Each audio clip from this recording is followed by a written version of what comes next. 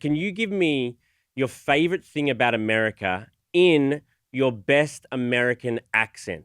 I'm going to say the thing I love about the United States is that anything's possible. They celebrate everything, growth, success. It's all good. I love it. Can't wait to be there. Nice. That was good. That was good. I get it. I get it.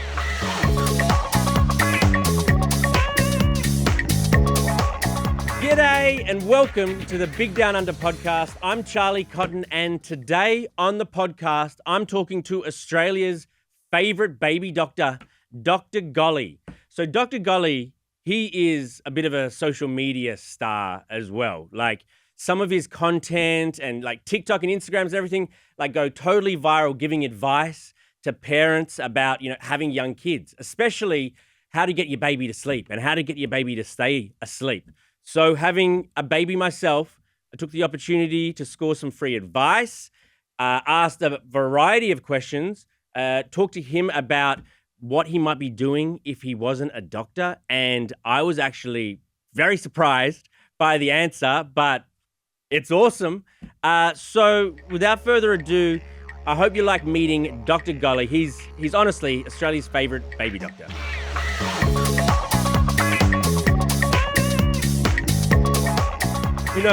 We went to the same university, Melbourne Uni. Yeah? Melbourne Uni. I studied arts. Yes. Back in, 2008 or so. I took it pretty, not seriously. You were there. When were you there at Melbourne Uni? I finished in 2007, started in 2001. Okay, so I might have just missed you. Just missed you. I prepared it for you. I laid the groundwork. I bet you did. Did you go to college? I spent a lot of time in college with mates, but I didn't actually attend college. Oh man, you missed out. You missed college parties, bro. I was jealous. I was seriously. Were you like a sort of strict student, or did you also enjoy? No. I was a performer. I was juggling medicine and my desire to be an unemployed actor. So I was always doing the law reviews and the medical reviews and amateur theatre and all that stuff. Just the fun bit. Medicine was my side hobby. No way. You wanted to be an actor? Yeah. I didn't know that. Yeah. What were you building towards? You wanted to do TV and movies? Yeah, I was accepted into NIDA and wow. I elected not to go, and I'm not sure if I made the right decision. No, definitely happy with the decision, but there was a little bit of a career question mark for a while during my medical training. Yeah, what a sliding doors moment where you could have been, the doctor on something instead of the real life thing. I think it's better this way. I don't know. Yeah, and I feel like, from going through all your social media, I can see those skills. Those skills definitely shine through. Yeah, I sort of, when I made the decision not to pursue acting as a career and I went with medicine, I always had a little bit in the back of my mind that regretted it. And then over the years, I've sort of moved a little bit into the, I don't know what you call like edutainment space. And that's allowed me to combine the two, which is really fun. If someone came calling though and said they needed, someone for their new show, would you take the stethoscope off? There we go. You go and act in a heartbeat. Nice. Okay. Absolutely would. Well, hopefully someone's listening who. What would you like to play? What would be your dream role? You don't want to be a doctor, do you? No, I don't want to be a doctor. That's too boring. What would you do? Probably spy. That's the most fun, isn't it? I could see that. See that. Undercover is what I'd love. I could see you undercover spy, sort of rom-com. You're a handsome man. You could be. I'll take it. You'd have, you there conquering the world, handsome man. I could see it, Dr. Golly. Charlie, please stop.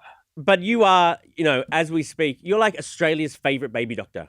I'm sure maybe you'll quibble with that, but as far as I see, you're right up there. You're beloved.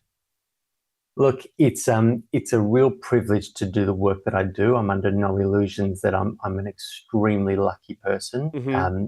But when you can make a real tangible difference to someone's life, um, it is an extraordinary feeling. And what I've found in this space is that when you can get an unsettled baby to sleep, you can change not just that baby, you can change the entire family unit. So being able to have that positive effect and spread the love and have that ripple effect where other people find out about different ways of settling babies and different methods, and it's a really, really wonderful, almost like a movement that we're building, and it's wonderful just to watch it grow and watch people flourish as a result.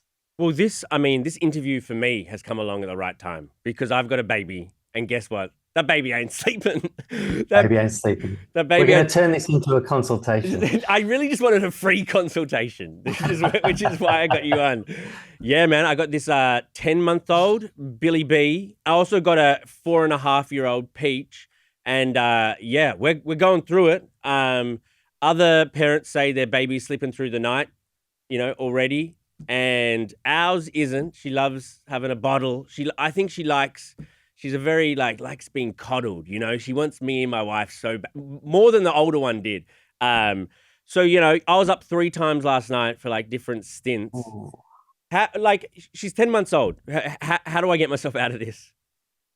All right. So the first thing, the very, very, very first thing to say is if any parent actually doesn't mind what's happening, then there is no need to change anything.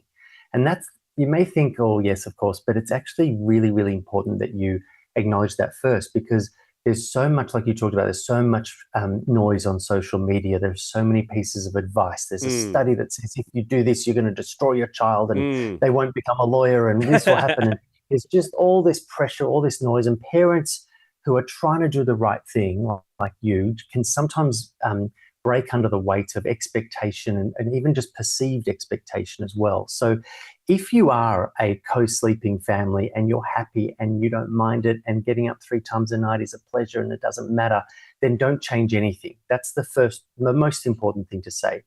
If you don't want to be getting up, and if you want your child to sleep through, if it's starting to impact your life, your career, your relationship, etc., then the important thing to know is that you can make a change.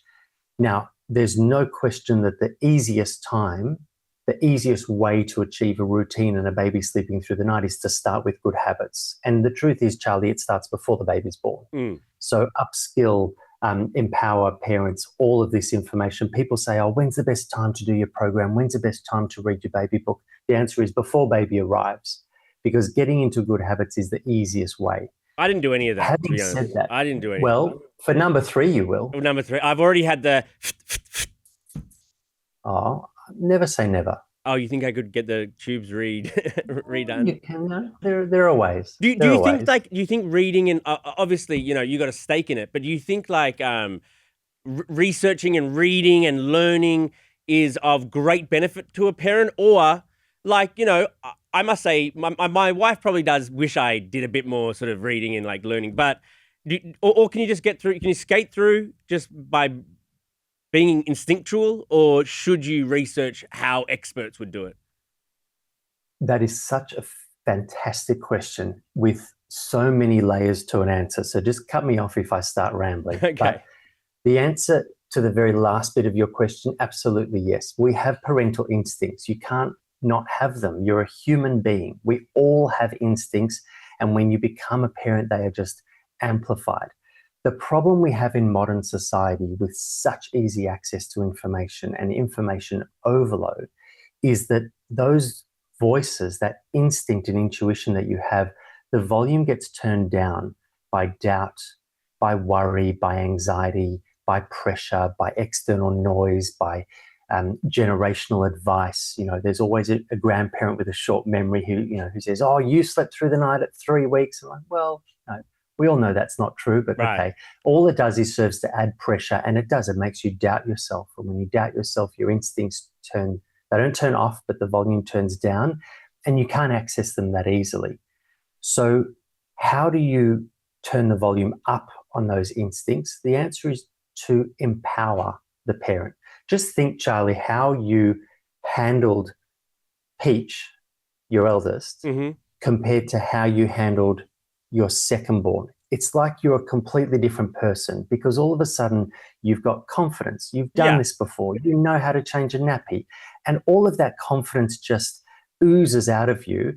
And guess who picks up on all of that confidence? The baby. It's the baby. So the best way to get to the point where things are going well and things are settled is to empower the parent. And the best way to be empowered is to read, to understand, to know things ahead of time, to know what to expect, what's going to be concerning and what's going to be completely normal and reassuring. See, I think that's why I think my relationship, we've got a good mix. You know, we've got one person who does the research, one person who sits back, trusts their instincts.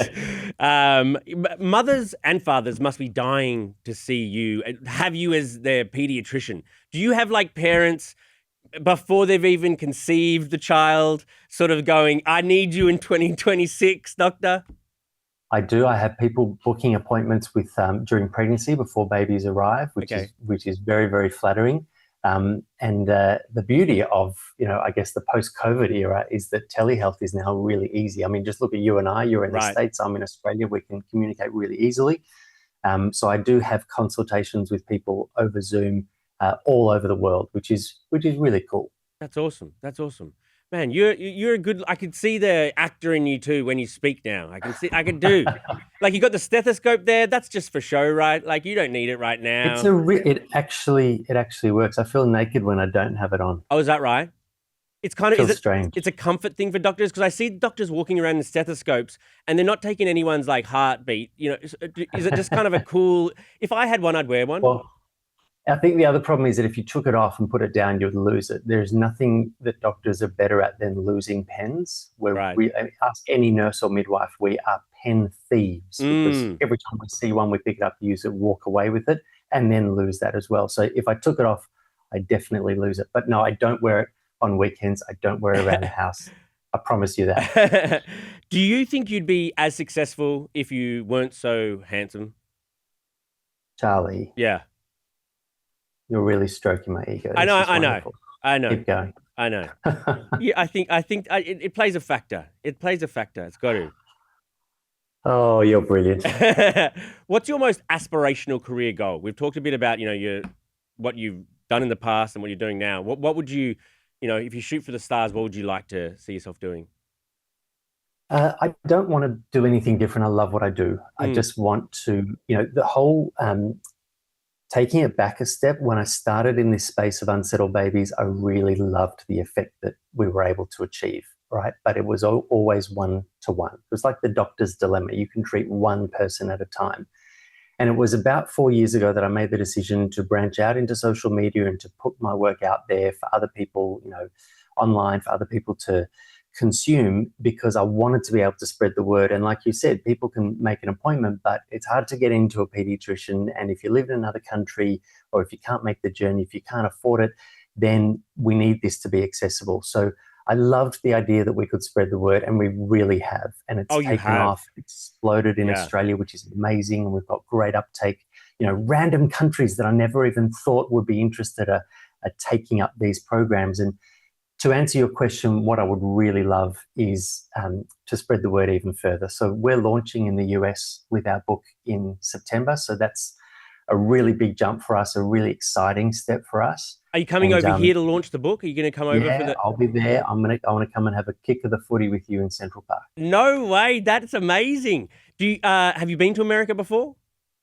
I've been to America for fun. I've never been there professionally. I've never gone there and tried to take something seriously. For me, New York City is one of my favorite places in the world. Of course, as a lover of theater, all I want to do is just see matinee and evening shows one after the other every single day. But there are plenty of places in the States where I haven't been, and I just love to see more and more. Amazing. How do you think, having been here, sort of parenting and babies, is there any cultural difference with what you do? I know there's different stuff like parental leave. We get way more in Australia, less in America, and stuff like insurance. The healthcare system is completely different. So I imagine that, someone in your position living over in New York City might approach the same situation differently. Yeah, absolutely. I mean, in terms of culture difference, there's differences between Melbourne and Sydney. Like, it's wild, but you can overcome all of those cultural differences and accesses to healthcare, all of these differences and all of the moving parts. You can overcome it if you focus your concept on one thing. If you are educating, informing, and empowering the parent, well, then it doesn't matter where that parent lives. It doesn't matter what that parent believes. That parent has now got the tools. You know, I'm not giving people fish. I'm teaching how to fish. It's that old analogy of giving people the skills and then they can use that to then parent. And that's what my philosophy is all about. But babies aren't like, is it kind of one size fits all for like an Australian baby and an American baby? There's no sort of cultural difference in terms of the babies, are there? Like, you know what I mean? Like, if a tactic works for the Aussie one, it'll work over here too. 100% right. And, you know, when a problem arises, we address it in exactly the same way. Like, you know, what is in my experience, the most common cause of unsettled babies around that, you know, 1 to 2 month mark? It's going to be colic from inadequate winding. You know, winding is the most important thing that you're doing with a baby after feeds. Now, there are different cultures who are taught through their education or that's passed down through generations about, you know, what's important, what's not. How the Chinese raise their babies is very different to the Indians, very different to the those in the UK, to those in New Zealand. Everyone's got different approaches. They're all beautiful. They're all wonderful. But again, you go back to asking the parents, what is it that you want? Do you want your baby sleeping through the night? Do you want to fix the unsettled behavior? If the answer is yes, then absolutely you're right, Charlie. The methods of fixing a baby in Scotland are the same as the methods of fixing a baby in Fiji. Right. It doesn't make a difference. But how we convey that teaching is very different. And also the priorities of the parents are very different across different cultures. Very true. Very true. Hey, I asked this to everyone on the podcast, but can you give me your favorite thing about America in your best American accent?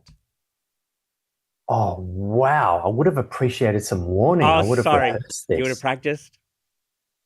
Oh, Here, wow. I'll warm you up. This is mine, all right? I always go Southern, and I've got the one phrase I always repeat. Hot damn, that quarterback from Notre Dame can really toss the pigskin. Good, right? Oh, God. Pretty good, right? Oh. You're an actor. Now you're putting me on the spot. You're an actor. This is your audition. I haven't done acting for a very long time. This is your audition right now. You're coming to America, may as well go to Hollywood. This could be it. All right. Okay. It ain't going to be good. Okay. Just don't judge me. Don't ask me where I'm from. Okay. I'm going to say the thing I love about the United States is that anything's possible. They celebrate everything, growth, success. It's all good. I love it. I can't wait to be there. Nice. That was good. That was good. I get it. All right. That's funny. That's a funny thing to get everyone to do. Could I ask you about screen time? Because I don't know if it's just the lazy guy in me, but I kind of think that people make such a big deal about kids and screen time. And I just think the world is increasingly screens. And when they're like 20 years old, the world will, you know, they'll be walking in a giant, everything will be screens. You know what I mean? Like, I just think we're going even more that way. Is it an issue to sit your kid in front of the pad, you know, for not too long, but, you know, when they get home from school and the like? Yeah, it's a brilliant question. And it's something that I get asked multiple times a day in this consulting room. Everyone has a different approach. I have my approach. I can tell you my kids don't like it. But there are plenty of parents who emulate it. And my approach is that I have not given my children a smartphone. My eldest is 12. Mm-hmm. My youngest I've got 12, 10, and 8. And every day I get asked, when can I get a phone? When can I get a phone? All my friends have a phone. Everyone has a phone. I need a phone. My answer is no. I'm going to hold out as long as possible. And when I do cave, it's probably going to be with a dumb phone and not with all the smartphone capabilities.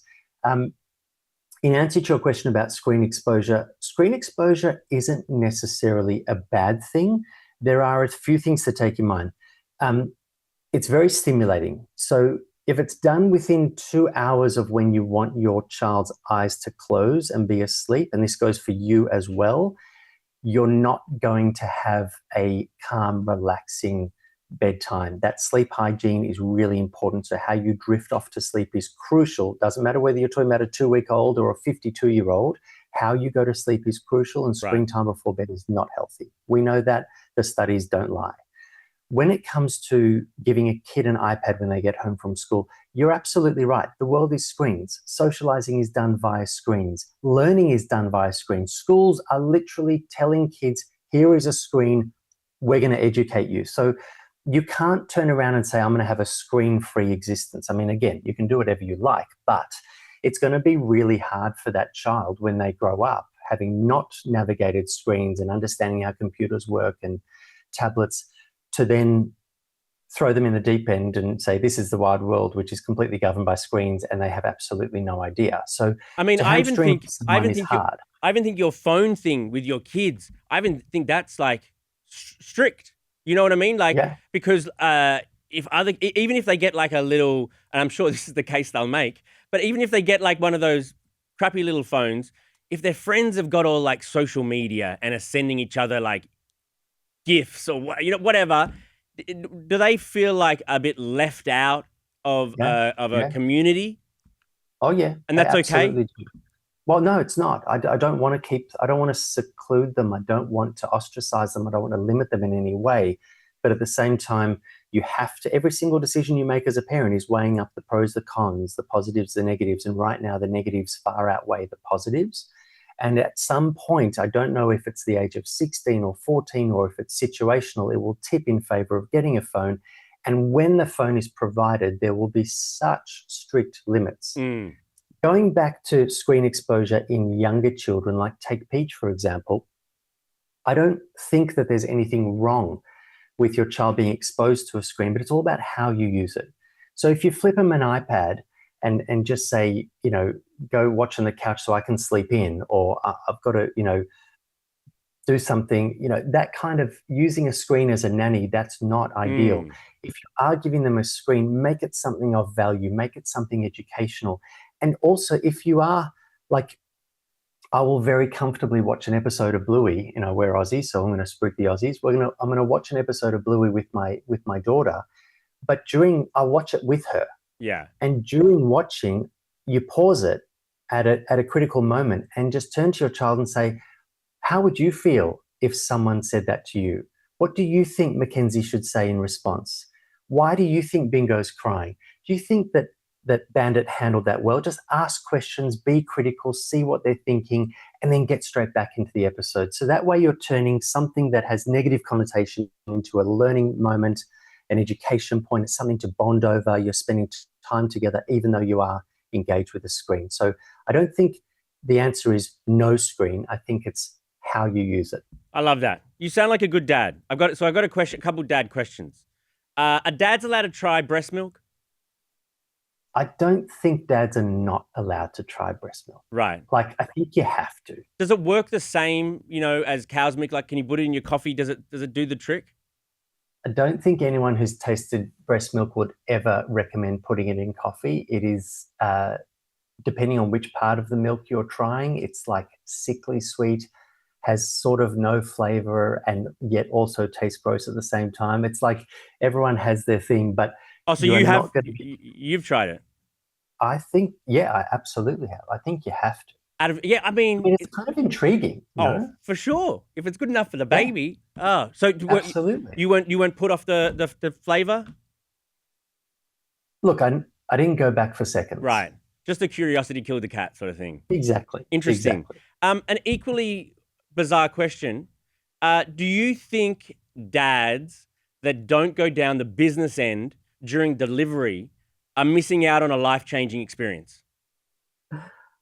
Each to their own, Charlie. I've caught many a fainting dad. Oh, is that right? And I'll be doing a Caesar in exactly 50 minutes. And that's always my first thought is dad going to fall? Look, it's really, really confronting, as you well know. And like, jokes aside, it's something that the vast majority of dads have never seen before. Movies certainly don't show it in all its gruesome beauty. Right. It's also, it's respecting dads, like their wife, their love is in a lot of pain, potentially scared, nervous. Like there's a lot going on. So there's absolutely no judgment in this place. But if you are comfortable seeing that, if you've got a strong constitution and you've got a strong, if you can do it, then I absolutely encourage it, because call me biased, but I firmly believe that there is nothing on the planet more extraordinary, and I use my words very carefully, than the birth of a human being. That's just my feeling. And so if you have an opportunity to watch it and be there physically in the room, and it just so happens to be your own offspring, I mean, wow. Get down to business end. Take it. Absolutely. Absolutely. Get your hands dirty. Ah, that's facts. That's facts. Okay. A few questions to finish this out. A few more than a few. But these can just be quick answers. The baby's dream. No, not for a couple of years. Okay. My little baby, she goes da da da da da da da, and my wife, and sometimes actually these days she's just doing like the da da, like less syllables. I'm going, that's her first words. Her first words is da da, and then my wife is saying, no, that's just the first mumbles a baby can make. She's not intentionally saying dada. Can you clear this up?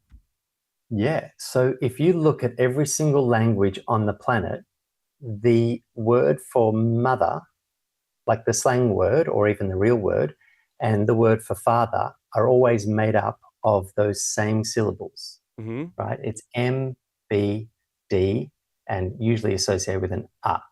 Okay. So dada, mama. We don't call, like, have you ever thought to yourself, why do we use the words mama and dada? Because they're short for mum and dad, I assumed. Yeah, but where did we get the words mum and dad from? It's mother and father. Where's mum and dad from? That's just like slang, right? But then there's the Well, it actually comes from babies. Oh. We don't give it to babies. Babies give it to us. Oh, tell me more. Your wife is right. Those are the first vocalizations and babbles that a baby can do. It's da da da, wow. And that's why we take those words and then we say, okay, we're going to call da dad and mum, which means mother, and dad means father. But it actually is because those are the first few words. Having said that, you should tell everyone that her first words were dada. I will go on and continue. I will say that for sure. So who was the jerk who decided the first one can be for the guy? We'll say the mama that could go down the track, or is it just like random which syllable they say first? It's probably random which syllable. Yeah. Okay. Yeah. Every baby's slightly different, but yeah, it's going to be the same ones every time. Very interesting. Very interesting. How many scrubs do you own? Oh, we got to say north of 50 pairs. North of 50 pairs? You got a favorite pair? Well, I wear Figs scrubs. You can see the logo here under the microphone. Popular brand. These are like pajamas. They are outrageously comfortable. They, scrubs traditionally are these really oversized, boxy, like terribly uncomfortable things you get from hospital. You leave at hospital, the hospital washes them, you get a new one, they never match in size or color. And then Figs came along and turned it into fashion and comfort. And I literally have not moved.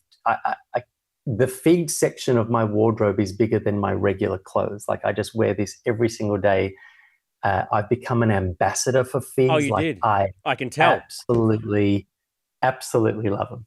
Have you recommend them more highly. Have you got a favorite, like, your Super Bowl worn jersey? Have you got like a favorite scrubs there, like in maybe a glass case or you got it right there? That's your favorite scrub? That one right there. How come? It's like a minty green kind of, I don't know, just for me, it's like warm and fresh and friendly and kiddie and super comfortable. That's my go-to. How do you feel about push presents? To what value should a push present be? when dads fully understand what women go through in order to create a human and then deliver that human, there is absolutely nothing that will ever be enough when it comes to push presents. Wow. Great answer. Great answer. How do you feel about gender reveals? Oh, I've seen, they're not so big in Australia, but I have seen them, some of these videos online. Is that a cultural difference, is it? I didn't realize. Australia doesn't do gender reveals like America does. No. Huh. We do more baby showers and things like that.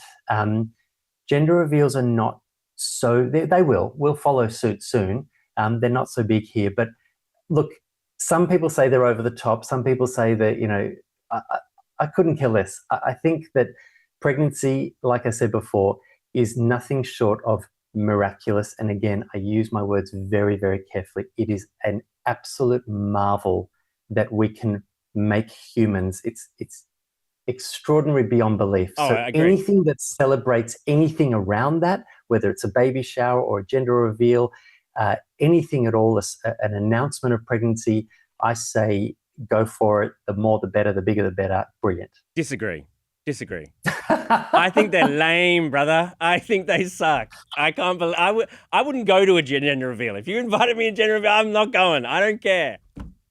There's an amazing, I'm a big fan of Sebastian Maniscalco, and he does a wonderful sketch about those photos that couples have during pregnancy, where the father is like kissing the belly. You've got to watch it. Okay. It's brilliant. Will do. Hey, Dr. Golly, thank you very much for coming on, mate. This was, I have been interviewing, sort of people in music or TV and that sort of stuff. So it's refreshing and, to interview like a young professional such as yourself who's killing it in Australia and, it's about to kill it in America when your book comes over here. It's really fantastic. So look forward to meeting you in person, hopefully, when you come over here. But for the meantime, thank you very much for coming on the pod. No, my pleasure. I look forward to having a beer with you soon. Awesome, Daniel. Cheers, mate. Hello. I am back with Edward Lewis for the Big Down Under. This is so great. I hope we make this a regular thing. I don't think we will. I mean, if there's a chance. I think you do have to be Australian to be on the podcast. You are just filling in for Charlie Cotton. Right. Charlie Cotton is not here. He will be back next week, thank God. I'm kidding.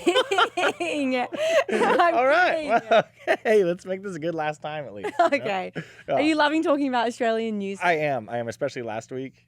It was a great I feel like last week you really gave me a bit of flack for my stories. Right. So I'm hoping this week I'm is gonna be a lifting good the one. game. It's going to be much better. I'm bringing some harder Australian stories Yes. for this week Down Under, Yes. which is my segment. It's your segment. Thank you. Thank you for joining. Yes. So I want to start with a video I just showed you I did because see this. the weekend we obviously had Jeff Bezos and Lauren Sanchez's wedding. Someone who wasn't there was Katy Perry. Orlando Bloom was there. We recently heard of their split. Katie's good friends with Lauren. But Katie was busy. She was very busy. Right. She has a sold-out tour down under in Australia. She's killing it. And she was in Adelaide recently, and that's my hometown of Adelaide. Mm-hmm. Have you heard of it? Only because the football. What do you guys call it there? Football. Not Yeah. Aussie rules. It's the Yeah. Aussie. Football. Mhm. Yeah. I showed you the We talked about that, and we Yeah. almost went to Busby's and watched the championship game, the grand final. the Adelaide Swans, Nope, so close. The Sydney Swans. Sydney Swans, yes. Adelaide Crows. Yeah, that was Or Port very Adelaide. close. Yeah, okay. So close yet so far. Yeah. Mm-hmm. Anyway, so Katie was there and she usually brings on people on stage. Mm-hmm. And she brought this 10-year-old kid, Keegan. He was the best thing I have ever seen. He's putting Adelaide on the map. So she pulls him up on stage. He's been messaging her since October 1st, obviously trying to get in, wanting to be on stage, wanting to show off his moves. And boy, does he show off his moves. Yeah, it's so interesting to be. He's almost like a 26-year-old man in a 10-year-old's body. Like, I mean, the personality, the vocabulary, the skills. The way he talks to dancing. Katie as That's if what they're I'm- friends. Yes, like it's something that you don't necessarily develop until you've had high school and college, and you talk to millions of people, and you had jobs, and you've seen different walks of life and stuff. Like he is like 2 times his age. It's crazy. It's one of the most In front of unique things. thousands of people. Like if somebody was like, yeah, he's actually 26 and he just looks like he's 10, like I would be like, I believe it. You know what I mean? Like For those who haven't seen it, Yeah. you need to watch it. We'll put it on for the YouTube as well. But he gets on stage. She's like, "What song do you want to dance to?" And he doesn't really say anything, but she puts on Swish Swish. And the way he just slams these moves, he's doing splits on the stage. He's using the whole stage like it's his tour. yeah. And just like owning it. Well, at one point, doesn't he say, you got to sing it, baby girl? You gotta sing for me, baby girl. Like, what? Who are you? It's so good. Yeah, it was really impressive. So I feel like Katie has nothing to really worry about. She's not thinking about Orlando at all. She's got Keegan. Man, I like to downplay a lot of these things, but that was really impressive. I'm really glad. I feel like we can just end the segment here after last week. You were not impressed. Yeah, Now I've impressed you. That was pretty good. That was Okay, pretty good stuff. thank God. That was a good one. Well, I have more. Okay. I have more. Gonna be tough to top. Oh, okay. Okay. Robert De Niro, Familiar with him? not Australian, No. but the Wiggles are Australian. Okay. And he has a 2-year-old daughter, Gia, and he went to see the Wiggles with Gia. They went backstage. In Australia? No, in Brooklyn. Okay. Sorry, I did forget that bit. Okay. Yep, New Yorker, Robert De Niro. He was Right. in Brooklyn. He went to their tour, and he met the Wiggles backstage with his daughter. It's really sweet. Did because they have a good experience? They or- did. It Aren't looked the like Wiggles like Teletubbies? Or are they, they're like the live action Teletubbies, correct? I've never heard them be described as the Teletubbies. Well, do you know what a Teletubby is? yeah, They're like the puppets, right? That like dance. the Wiggles are human beings. The Wiggles are the humans, right? Okay, there's another one. There's like 3 different children's acts that are like that. Australian. No, that are like Oh, like. I think there are they're a all lot of children similar. acts. Yeah. Anyways, go on. Okay. Wiggles, Anyway, yeah. so they're playing Human songs. beings, The human beings are playing songs. Robert De Niro and his daughter Gia and their family, and it's so sweet. There's like a bubble machine. De Niro is like hugging and kissing the Wiggles. He's like really getting involved. He's so sweet for someone like over 80. He's really getting involved in that's his nice. fatherhood still, which I really like. Nice. That's sweet. And that's a big thing for us Aussies. Me and Robert De Niro. That's Yeah. pretty cool. Yeah, that's really great. You want some more? Yeah, that was good. Okay. That was okay. Okay. I started off too strong. April. We should have. I started off too strong. Yeah, that's true. Yeah. Well, just like in America, Australia has cuts for jobs. Oh, like firing. Yeah. Okay. Firing just feels so harsh, doesn't it? That Yeah. word firing. Yeah. But I guess that is what it is. But Channel 10, which is one of our channels in Australia, we don't have many. I feel like in America, you guys have so many channels. In Australia, we had like 5 or 6. The one that I always use here is 9. Yes. Yeah. Yes. Well, 10 is another version Okay. of 9. Not as good as 9. I feel like they're all equally okay, as good, okay, although 10 okay. has been making some cuts recently. Okay. But we have our version of Survivor. Yeah. Okay. And Anthony LaPaglia, the actor, he's American, I'm pretty sure. The name sounds familiar. Yeah. Anyway, I'm he's an not sure. actor. Yeah. But his brother, Jonathan LaPaglia, hosts Survivor. Okay. Now, he has been a host for years, since 2016, being at the helm of Survivor. Everyone loves him. Is there issues with him and Jeff Probst, the American Survivor host? Oh, I don't think so. Okay, I just wondering. I mean, competition. Jonathan's is Australia. Right, but it's Yeah. still right. Okay, yeah. Anyway, so he took to Instagram to share that he has been cut as the host. Oh, so wow. what's the Survivor talk like when someone, I don't watch it.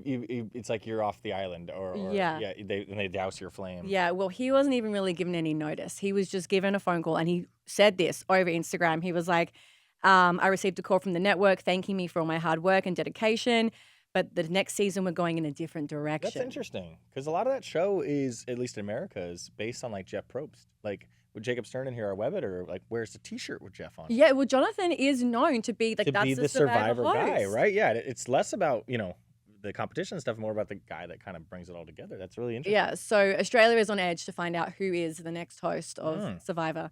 Mm. Maybe you could try it because you want to be Australian. Well, yeah, I could do it. Yeah. Anyway, next time. Thank you again, Ed, Yeah, for joining thank you. me. Yeah, this is so great. This is a much better showing. Oh, This is great, you're really not yeah. letting me get down that. I Yeah. appreciate this. Thank God for Keegan, hey? Yeah. All right, thanks, guys, and we'll see you next week.